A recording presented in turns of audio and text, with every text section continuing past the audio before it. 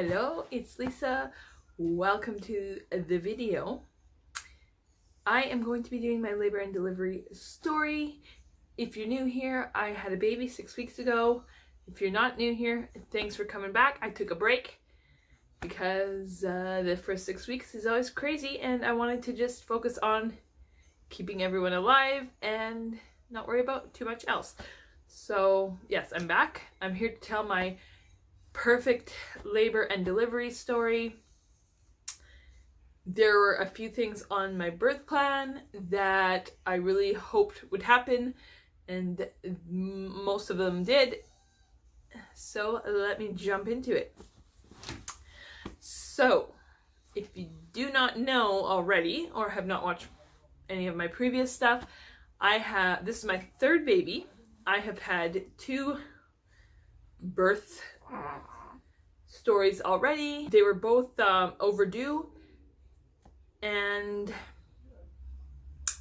medically induced at 10 days post date, I guess is how you say that. And yeah, those were long drawn out labors because I had to wait for rooms to open up. My labor wasn't progressing. All the stuff that goes with medical induction, which yes, I would never wish on anyone. So yes, so this birth, that was my main wish for my birth plan, though I don't really like having birth plans too much because I don't want to set myself up for disappointment. But yeah, that was my hope. My biggest hope was that I could go into labor by myself, and my second biggest hope was that I could get an epidural early enough on into labor that I was able to enjoy the labor a little bit more and it wasn't so traumatic. Let's start back at where I left off before, which was my 39-week pregnancy update. I left that appointment fairly disappointed because the doctor didn't think that the baby was coming anytime soon, and he was so high up that my doctor was concerned about me delivering breech if he would flip. So yes, I left that kind of disappointed. Left that appointment disappointed because I felt like I might not be able to get to go into labor naturally. My body wasn't doing what it was supposed to be doing, and I was stressed out because I didn't want to deliver breech. So that was a Thursday. Yeah, obviously 1 week before my due date. The Saturday, so following the rest of the week, I was having cramps and Braxton Hicks, which I had been kind of having before that too, but I continued to have those throughout the weekend. And then Saturday evening, I got my first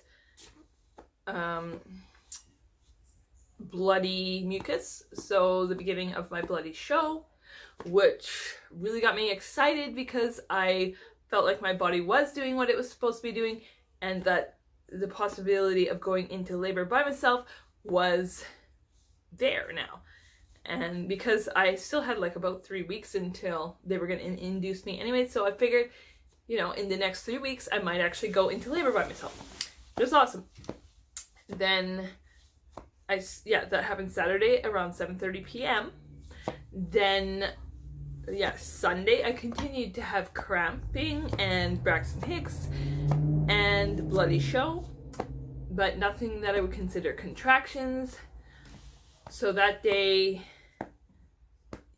I just kind of relaxed. I decided after the initial disappointment of my doctor's appointment, I had decided not to stress out too much about trying to induce labor by myself. Just let it happen when it happens. But I was trying to do some positions that encouraged engagement and the right positioning of the baby, because I did not want to do breech delivery if possible. So I was doing certain things, like there's something called the Miles circuit. You can look that up on Google. Those are certain positions to get the baby in the right position, like the best position for labor. And I was doing some squats and things like that just to encourage labor. So yes, Sunday, like I said, no contractions or anything, just like the Braxton Hicks and all those. Anyways, Monday came around and we were eating breakfast. It was about 9 o'clock on the long weekend, and yeah, I started getting contractions, and they were about 15 minutes apart at that point, and I began to think, okay, this might be something. So I was having my mother, or my plan was to have my mother come look after my 2 oldest children when I go into hospital. So I texted my mother around 9:30 that day to say, just to let you know, I'm starting to get contractions. I think I may need you, today or tomorrow, because my mother lives 3 hours away and she was working. So she would have had to cancel some shifts and stuff to come help me out. So I just gave her the heads up just in case. Then I kind of waited. I wasn't sure if it was false labor or real labor. It wasn't really picking up or getting any closer together, but the contractions were still definitely coming. My contractions weren't really like super consistent. Sometimes it'd be 10 minutes, sometimes it would be 15, sometimes it would be 5 minutes apart, and they were all about like 30 seconds long, something like that.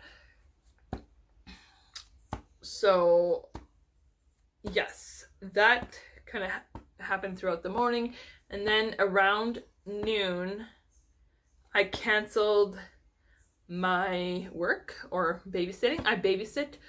My husband also called his work and quit early because he was planning on going to work that week and then taking parental leave for 4 months, but he just decided to take parental leave at that time. And then around 2 o'clock, the contractions started getting close enough together and painful enough that I was having trouble parenting my other 2 kids. So I texted my mother at that point, yes, I think I do need you to come tonight, because yeah, I am kind of losing patience with my children. So I'm having a hard time, doing anything else besides breathing through contractions. My mother was working and then had a birthday party to go to because it was my niece's birthday. So I told her, do all your stuff that you're planning to do and then come in the evening, because I don't think I'll make it through the night. So my parents arrived around 8 p.m. By that time, I had been laboring for 11 hours about, and I was ready to go into the hospital and hopefully get an epidural so that I could relax and rest a bit and prepare myself for the pushing stage. So yes, my husband and I went in. We were getting to go to the brand new children's hospital that was built in our city. And we were so excited because this was going to be like a 1-room kind of deal, which was awesome because in our previous deliveries, we had to be in 3 different rooms throughout the whole process. And in my second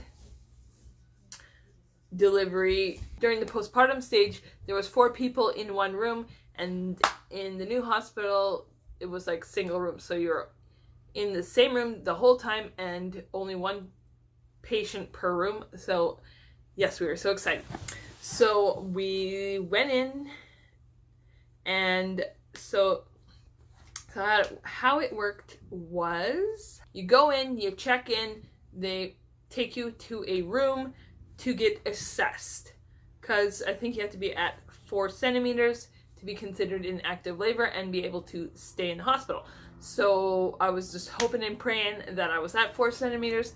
So they took me in the room, they assessed me. The doctor on call said I was at a 5. So I got to stay, thank God. And then, yes, the doctor also mentioned I had a lot of fluid, so it might help progress the labor if they broke my waters. And I thought, yes, that's a good plan. I am somebody that feels the most comfortable just following the doctor's plans. I like to just trust them because I feel like they probably have more experience than I do. And I have never felt like they were kind of just pushing me into things to do it faster for their sake. I feel like they have had my best interest at hand most of the time, and they usually, I have felt like they, explained why they're doing things, and I never feel like bad to follow their plans, I guess. I'm just happy to go along with the plan, just know that. Yes, that's a great plan, but let's get me an epidural first, which the doctor offered me. So so then we were admitted and taken to a different room, which was the room that we were going to stay in for the duration of our stay there. So shortly after getting into the room, the anesthesiologist came, set up the epidural, and we got that all figured out. That went really smooth. I have never had trouble with an epidural. This was my 3rd epidural, and all of them have always gone well.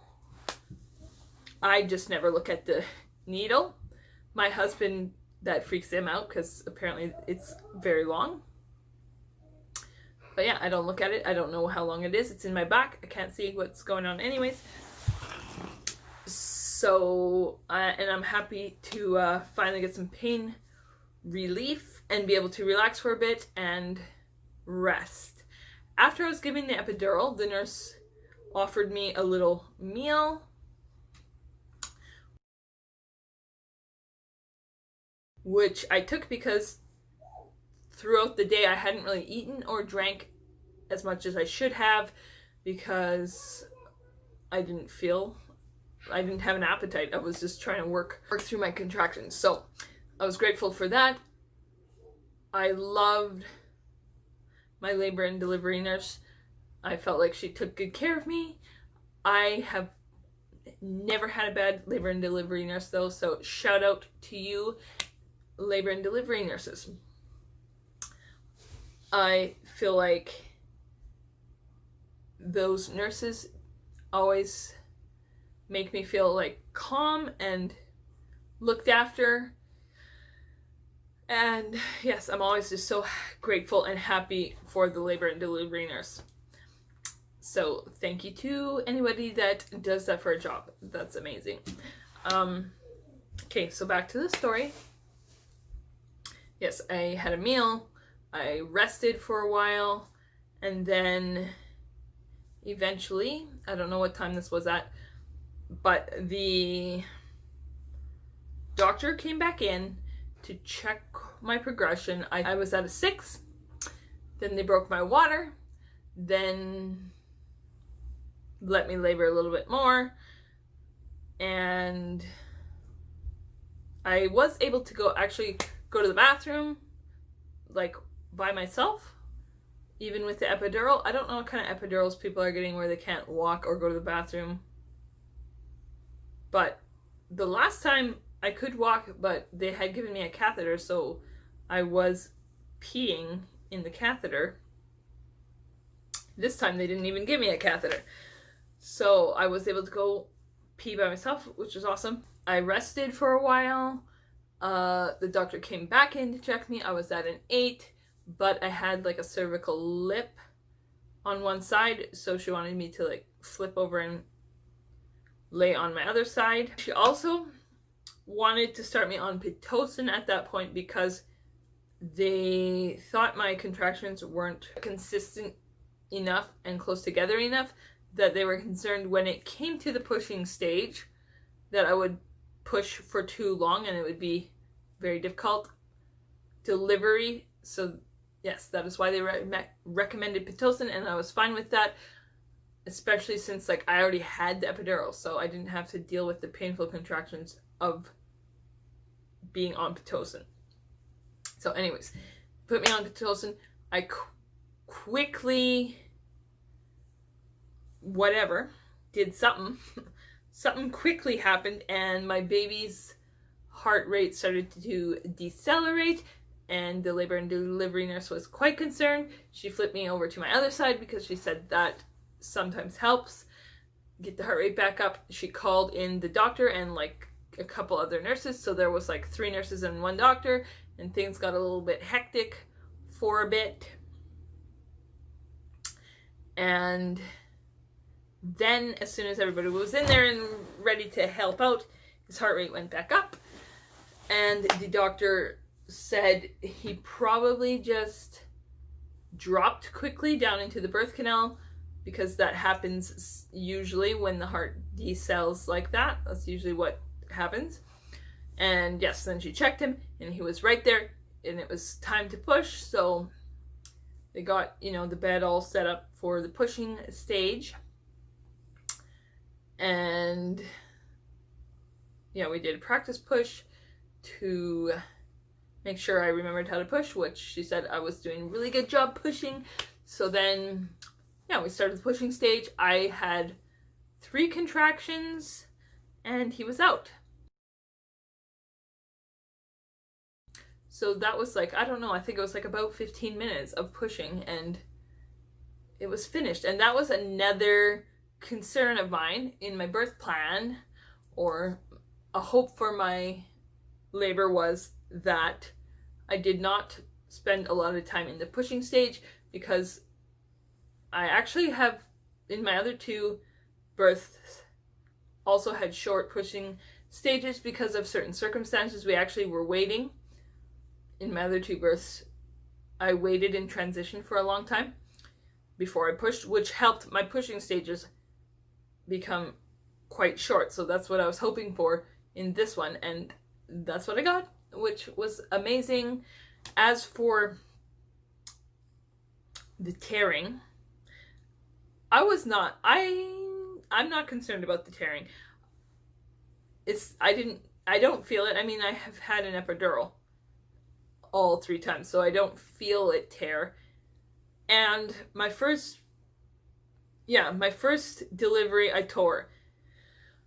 2nd degree tear, and then from that delivery, like, I have torn in the same spot every time.